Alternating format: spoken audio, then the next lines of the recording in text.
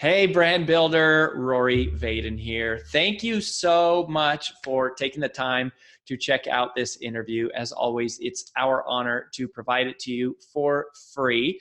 And wanted to let you know there's no big sales pitch or anything coming at the end. However, if you are someone who is looking to build and monetize your personal brand, we would love to talk to you and get to know you a little bit and hear about some of your dreams and visions and share with you a little bit about what we're up to see if we might be a fit. So if you're interested in a free strategy call with someone from our team, we would love to hear from you. You can do that at brandbuildersgroup.com/podcall, brandbuildersgroup.com/podcall. We hope to talk to you soon.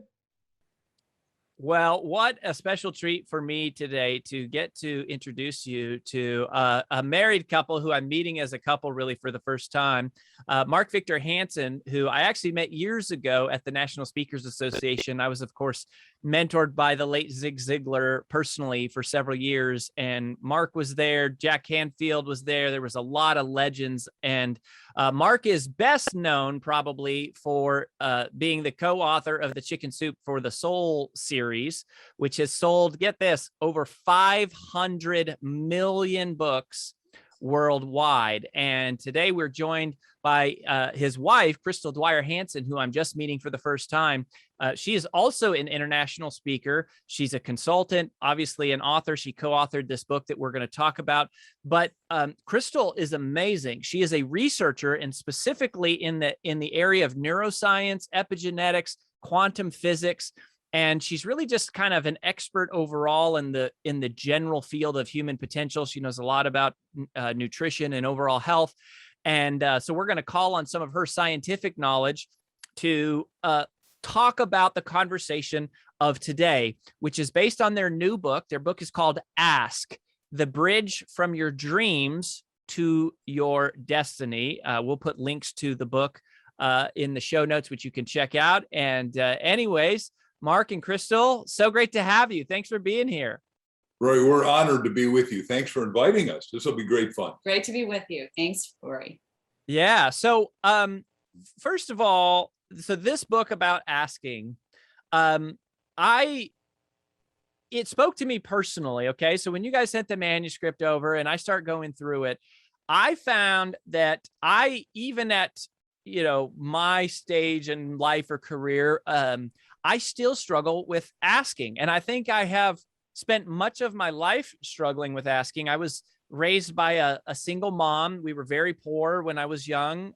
We grew up with almost nothing. We were never homeless, but we were pretty close a couple times.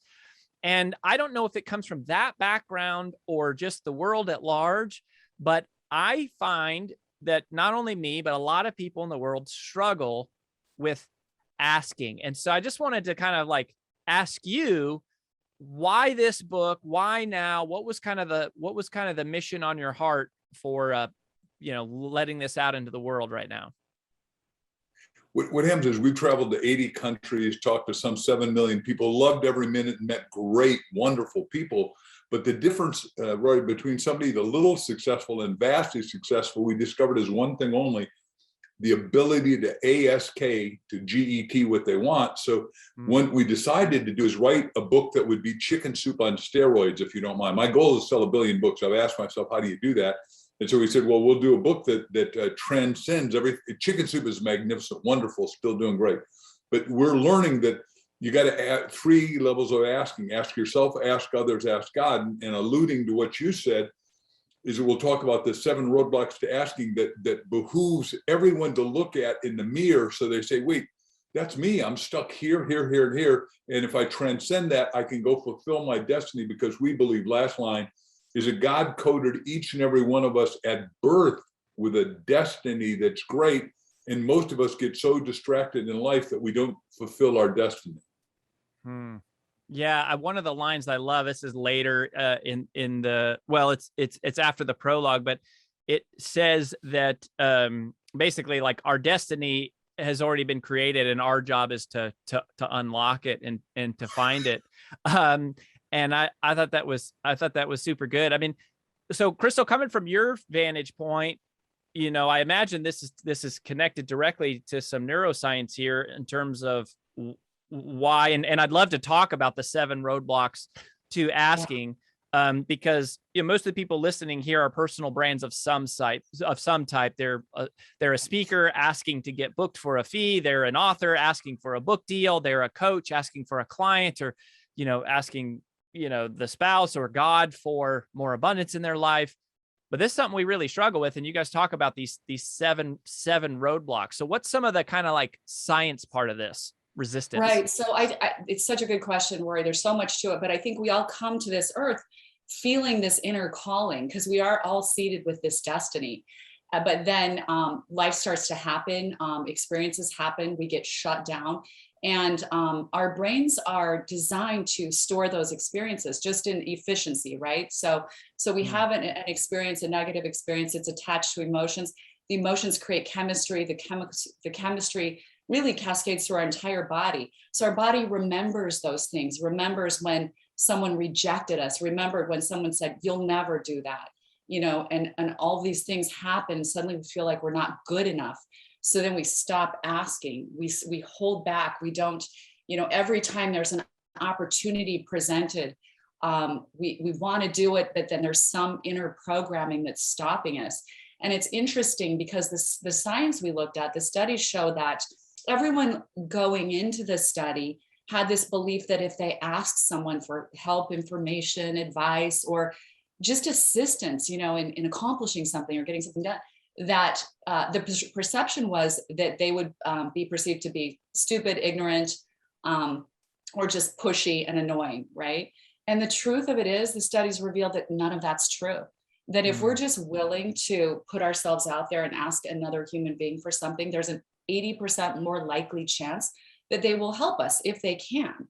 But the other part of the study revealed that people don't just insert themselves into your life if you need help. So if you just sit back thinking that someone's just going to come and somehow help you, it's not going to happen.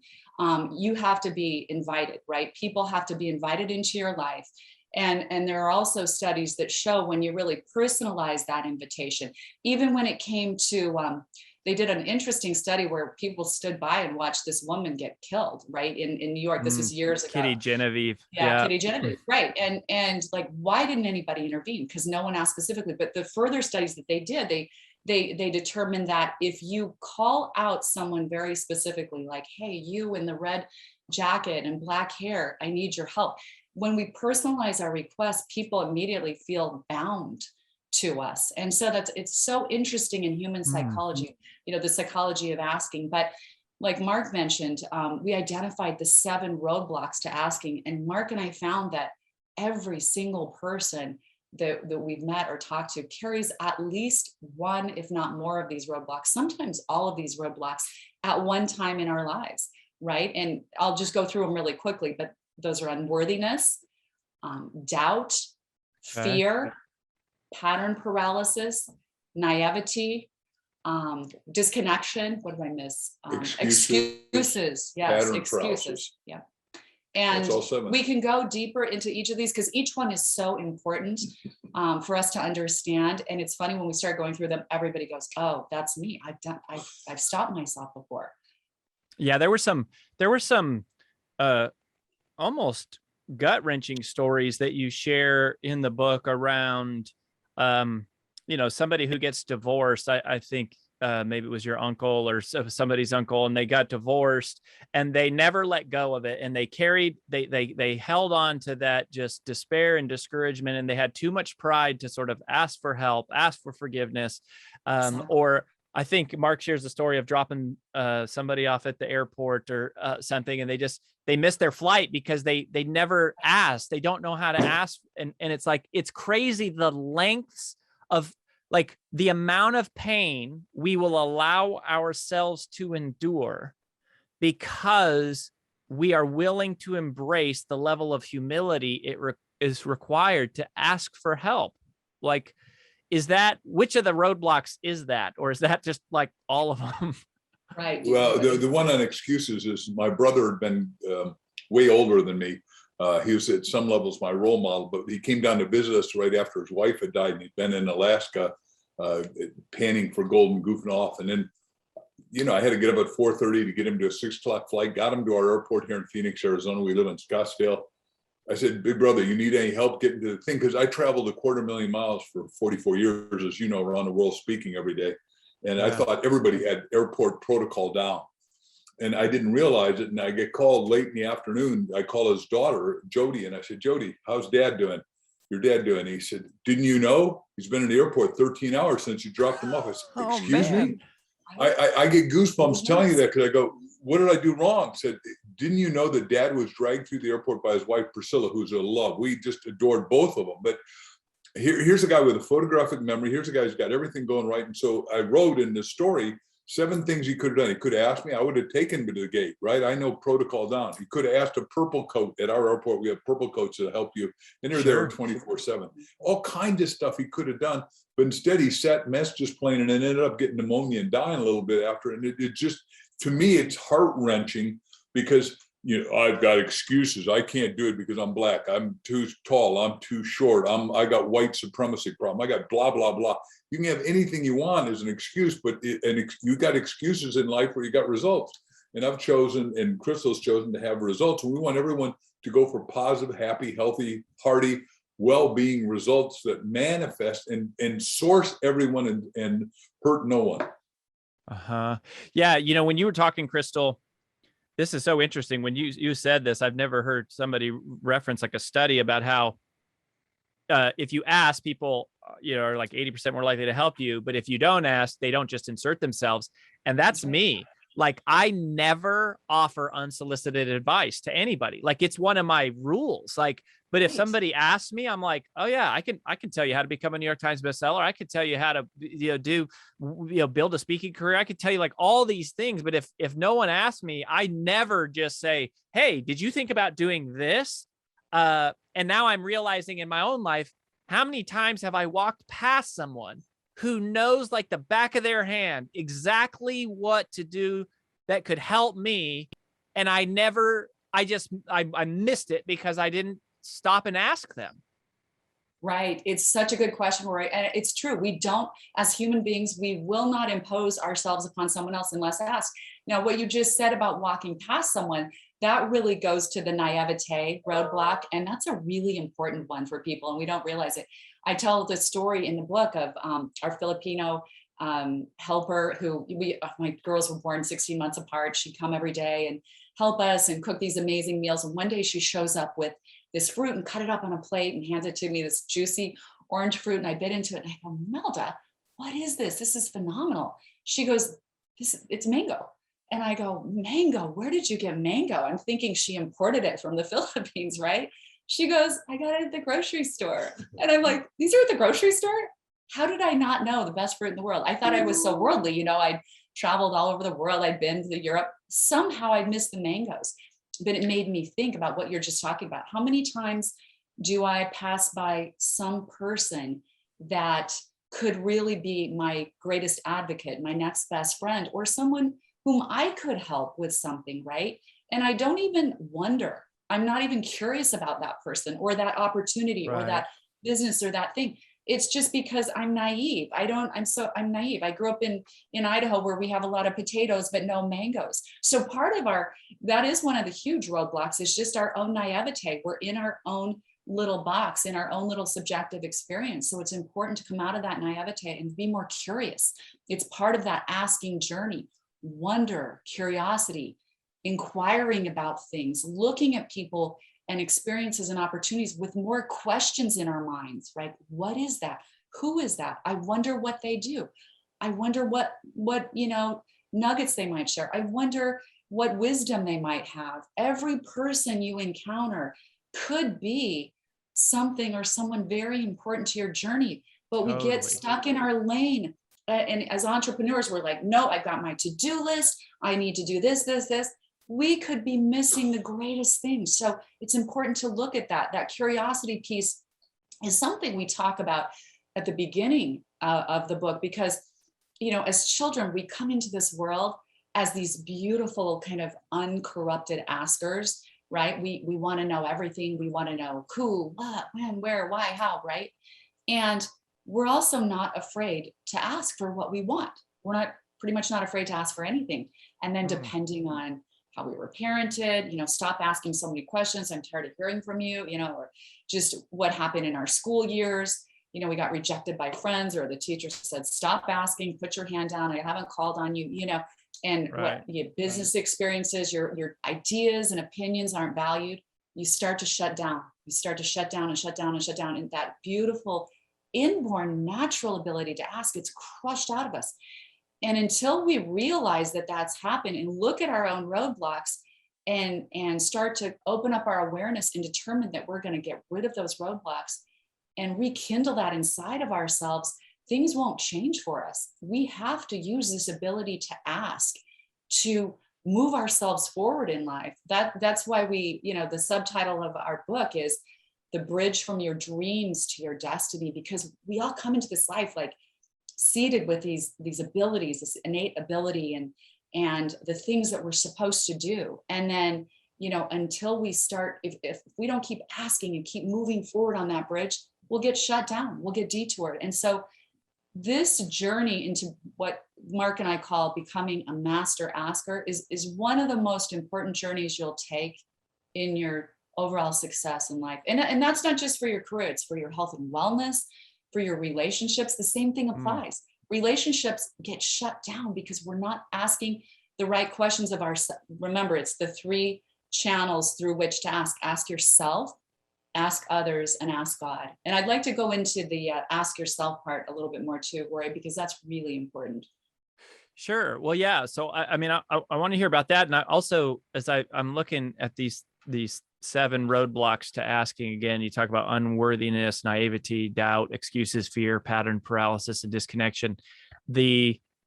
As I look at my own life, I think the one that affects me the most is I guess would be under fear. I fear imposing on other people. I mean, there's a part of it, I certainly fear rejection, right?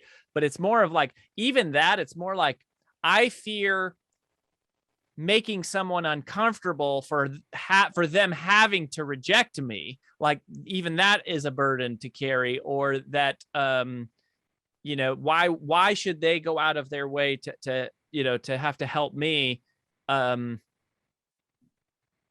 So in the spirit of free coaching, live on the podcast, what would you tell Rory Vaden, who struggles with that portion of this? And is there something I need to be asking myself, to what you're saying, Crystal, about like why I have that roadblock?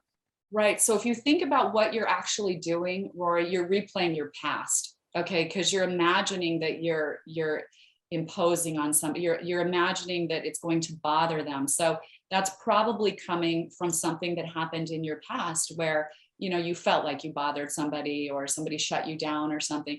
Because honestly, if you think about it, you have no idea what they're really going to feel, think, or say or believe about what you're requesting. But it's almost like at some level of your subconscious mind, you've already pictured the outcome. And so, in the world of quantum physics, right? What we imagine is what we get. Truly. I mean, quantum physics summed up in one sentence is what you expect is what you're going to get. If you want to know what you're thinking right now, if you want to know what your thought programming is right now, look around at your life. That is the evidence. That's the residue of what your actual thought programming is.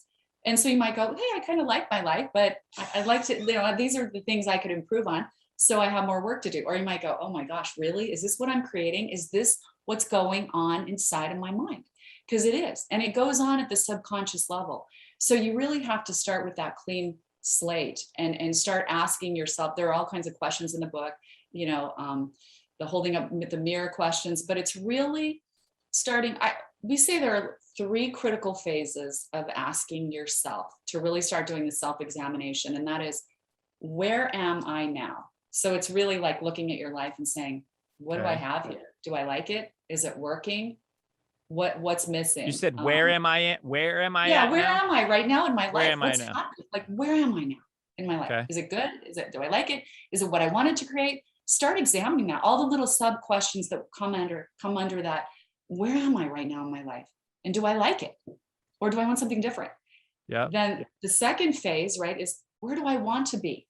in my greatest nth degree of my greatest career, my greatest nth degree of my greatest relationships, right? This is where you have to unleash your dreams, because if you're just imagining little things, you know, mediocre things, that's what you're going to get. So you have to let yourself go into that place, like, where do I really want to be in my life right now? You know, and obviously things happen on this planet in a little bit of a delay, which is good because it gives you time to really sculpt your life. But ask those questions from your imagination. Imagine yourself on the stage of your mind and say, you know, who do I want to be in my greatest career? And then ask those questions backwards, like, who am I talking to every day? How are they responding? What services and products am I sharing? And why are people, you know, why do they like them? Why do they like what I'm sharing? What is it It's about? so scary. Like, I don't know why, but it's like, it's so scary to even sit there in silence with no one else around to even acknowledge that this is what I would want for my life. Like, Right. and there's a line that you say in the book, and this is like another fear, I think, because, you know, like, for the most part, I look around my life, me and AJ, we've built everything together. Yeah. And I go, look, our life's pretty freaking awesome. And it is everything I imagined. And it came a lot faster than I thought it would. Yeah. But then it almost is like, I think I've kind of stopped doing this to some extent. It's kind of like I did this for a long time. And part of it is going, it's like, you know, what else do I need more?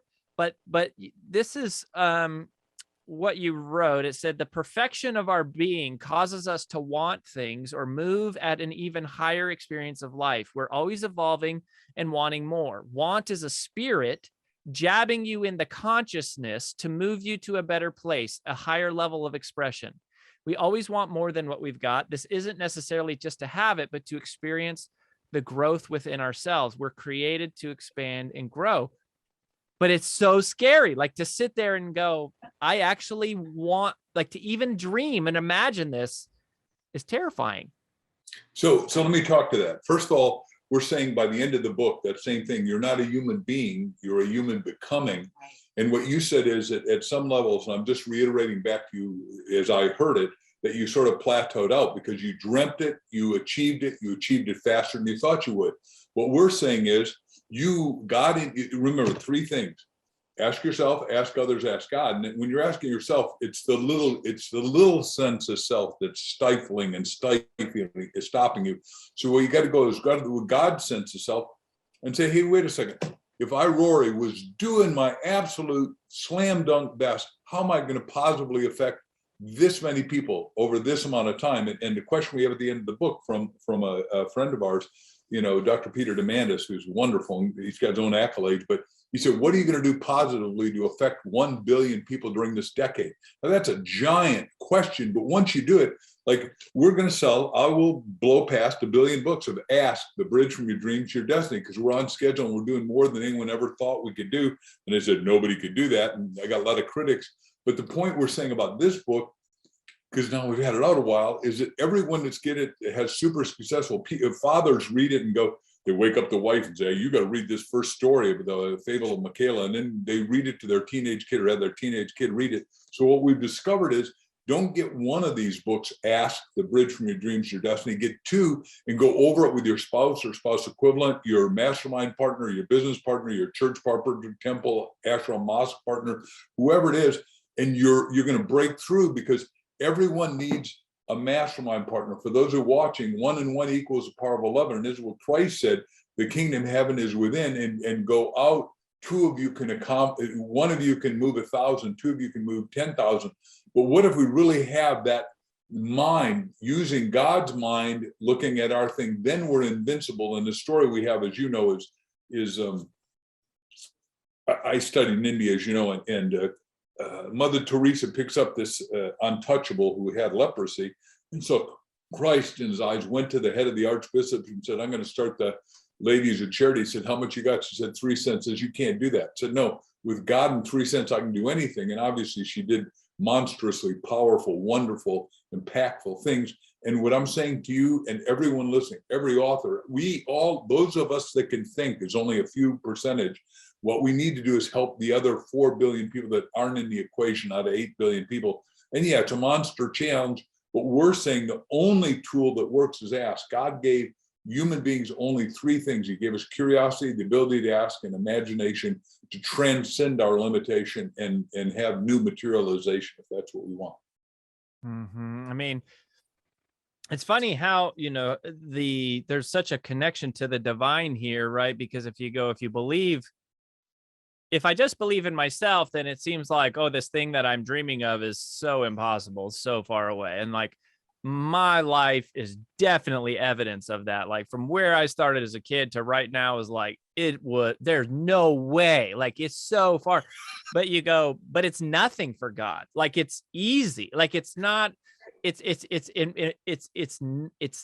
a snap of a finger. And yet the doubt that we experience, I think, is so connected to, we're placing that trust inside of ourselves and evaluating our ask compared to what we're capable of versus the ask compared to what God's capable of, and like the divine calling on our life, which is, you write a lot about that and kind of finding your calling and living your purpose. So one quick thing, it's funny because we haven't really talked about the authors and speakers at all through this whole conversation.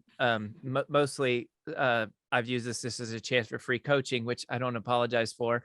But Glad to do it. For people who have the dream of, writing a book that sells 1 million copies, or, in your case, you're aiming at 1 billion copies now, and you've sold 500 million. So like, what are some of the things that you think that authors and speakers and entrepreneurs, this is anyone, professional service providers, people who listen to our show, executives, they're usually like driven individuals. They're what we call mission-driven messengers. That's our audience.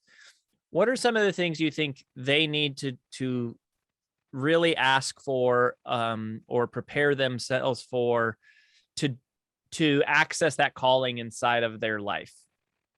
So 3 things. One is I'd love them to get a copy of Ask, so they start asking themselves bigger, better, stronger, healthier questions. Number 2 is, I finished a book called You Have a Book in You, and I'd like them to read it. And 3 is I'd like them to go to, they can go to reception at Mark Victor Hansen. If they come to us, we want everyone to write a book. If they've written a book, we want to help them sell that book and market it. And we've got a multiplicity of ways. We've got everything from 12 videos online at hanseninstitute.com to, if they can't write, and 95% of the people can't write something that anyone wants to read, we will ghost with them at Mark Victor Hansen Library, which is a brand new company we've just started.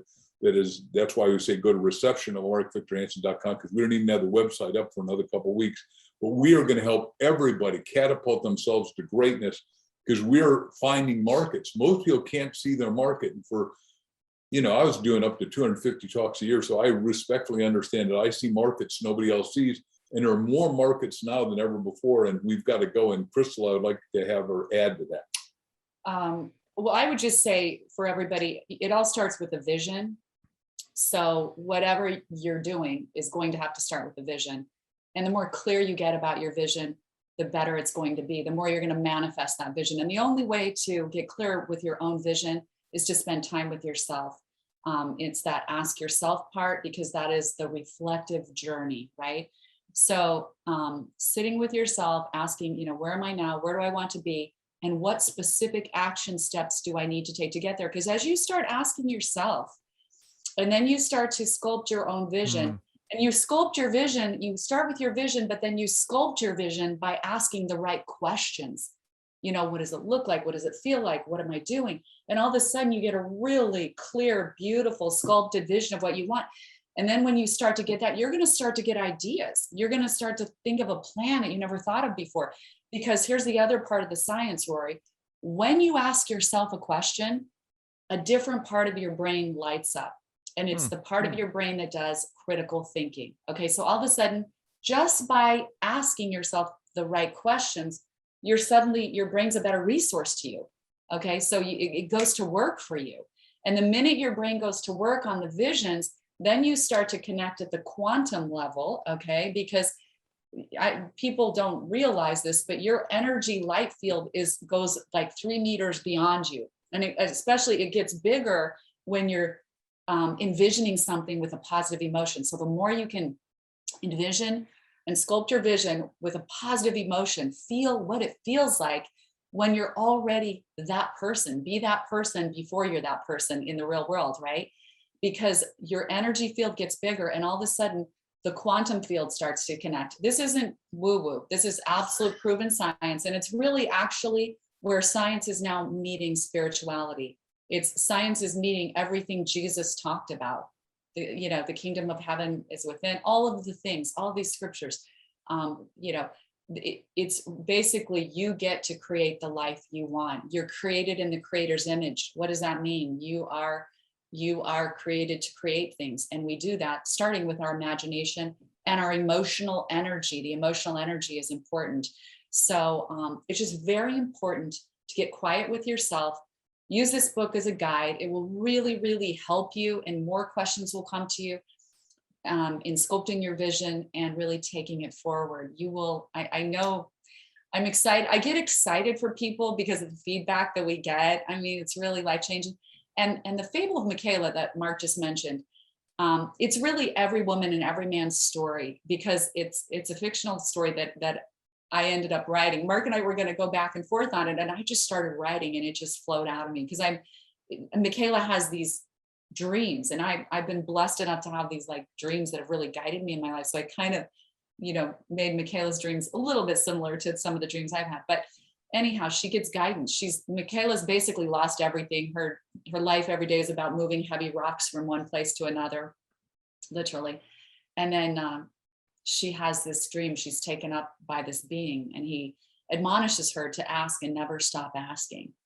And little by little, as she starts to wonder, as she starts to look around her miserable life, start to wonder, start to be curious, start to inquire, start to ask about people, start to ask questions of people, start to ask questions of herself, her life changes 180 degrees. By the end of her story, Michaela's a completely different person, living a completely different life.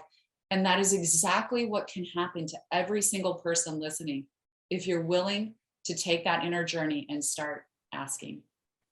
I love it. Well, we will put a link to those URLs that you mentioned, Mark. Obviously, we'll link up to the book.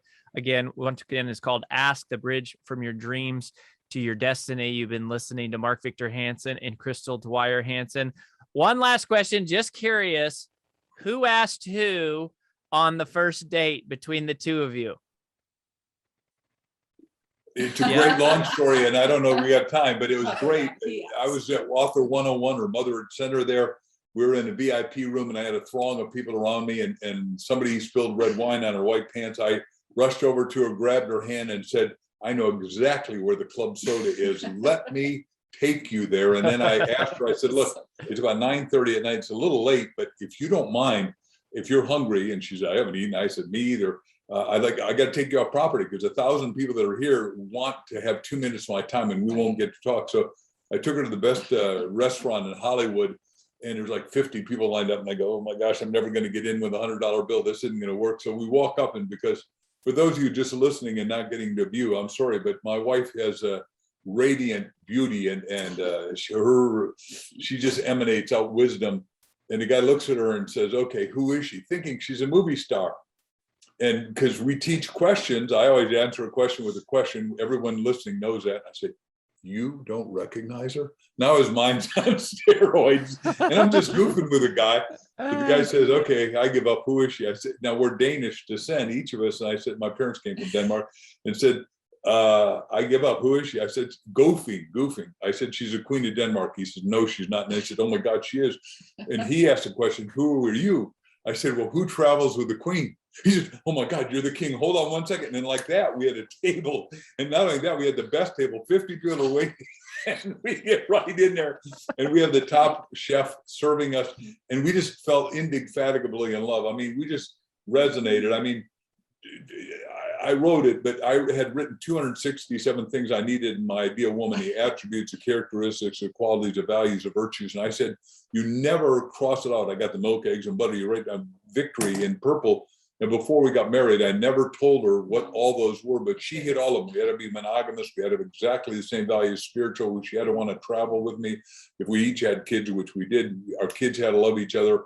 and it's going to be an eternal match. And we were two hearts that became one soul, that it went from soulmate to twin flame. So it's like I told you a second ago, it's a long story, but it has been a more magnificent journey than I could ever have imagined. Yeah. Well, it's so great. And it is such a powerful book and a powerful concept. It's really causes you to stop and reflect in a really deep way. And thank you for your time. We wish you the best. Everyone listening, go out and ask, and you shall receive. Thank you so much, guys. Thanks, Rory. Loved every minute.